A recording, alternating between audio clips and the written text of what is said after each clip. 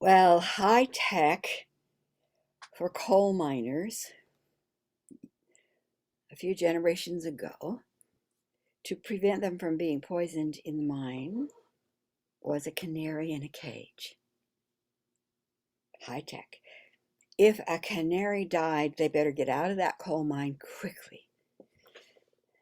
The canary said, "There are poisons in this mine."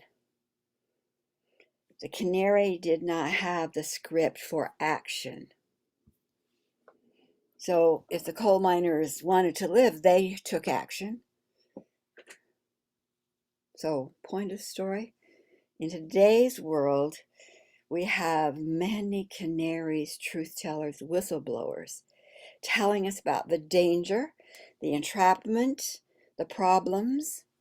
I'm afraid a lot of times they are discounted, but they don't have the next step, what to do. They're just telling you there's a problem.